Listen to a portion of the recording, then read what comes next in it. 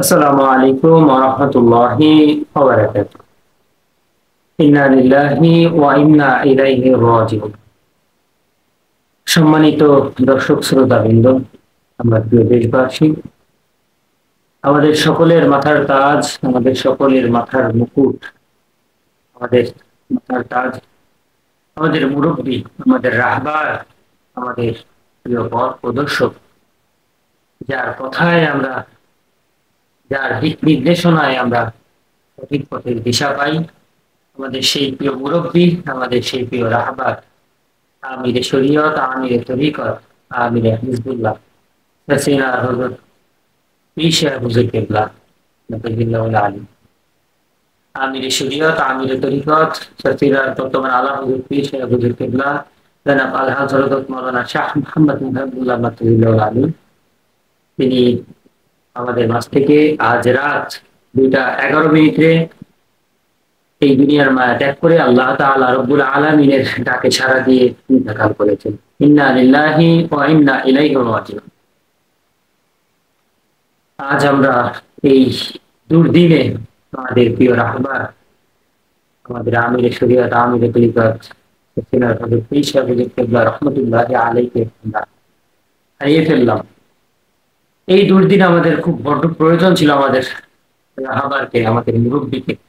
সেই দুর্দিনেই এই এই দুর্দিনের অবস্থায়, আমাদের এই করুণ অবস্থায় আমাদের প্রিয় রাহবারকে আমরা হারিয়ে ফেললাম। সত্যি আল্লাহ তাআলার ডাকে, আল্লাহ তাআলার প্রিয় বান্দা রব্বুল আলামিনের ডাকে সাড়া দিয়ে তার নিজের স্থান থেকে চলে গিয়েছেন এই দুনিয়ার মায়া ত্যাগ করে। জানি না আগামীতে আমরা কার দিক নির্দেশনা, আগামীতে কিভাবে আমরা চলবো, আমরা আমাদের প্রিয় রাহবারের দিক নির্দেশনা কিভাবে পাবো, আমরা সঠিক পথের দিশা কিভাবে পাবো, আল্লাহ তাআলা ভালো জানেন। আল্লাহ তাআলা যাতে আমাদের বর্তমান আলা হযরত পীর সাহেব হুজুর কেবলার ইন্তেকালের পরে তার জায়গায় যেন আমাদের সকলের প্রিয়, আমাদের বড় শাহ হুজুর, শাহ হুজুর যাতে তার দিক নির্দেশনা পেয়ে যাতে আমরা সঠিক পথে দিশা নিতে পারি, তার দিক নির্দেশনা, তার কথা মেনে যেন আমরা চলতে পারি, আল্লাহ তাআলা আমাদের সেই তৌফিক দান করুন। তার কাছ থেকে যাতে আমরা সঠিক দিক নির্দেশনা পাই, আল্লাহ তাআলা আমাদের সেই ব্যবস্থা করে দিন। আমরা যখন রাহবার হারানোর এই দুঃখ যেন আমরা ভুলতে পারবো কিনা আমরা জানি না, আল্লাহ তাআলাই ভালো জানেন।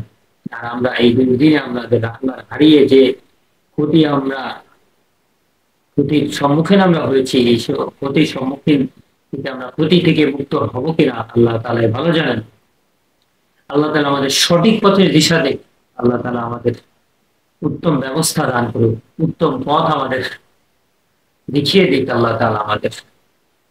আল্লাহ তাআলা আমাদের উপরে খাস রহমত নাজিল করেন এবং আমরা সকলেই দোয়া করব আমাদের রাহবার, আমাদের আলা হযরত পীর সাহেব আমাদের আমিরে হিজবুল্লাহ পীর সাহেব হুজুর কেবলাকে যত আল্লাহ তাআলা জান্নাতের সুউচ্চ মাকাম দান করেন, আল্লাহ তাআলা তাদেরকে জান্নাতের আলা মাকাম দান করেন, জান্নাতুল ফেরদাউস হতে দান করেন।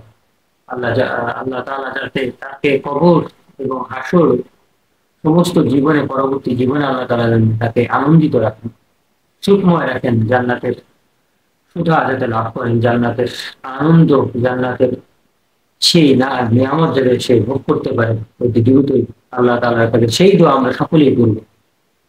আজ কথা বলার ভাষা আমরা পাচ্ছি না, কি বলবো সেটা বুঝতে পারতেছি না, কথাগুলো অগোছালো হয়ে যাচ্ছে, এলোমেলো হয়ে যাচ্ছে।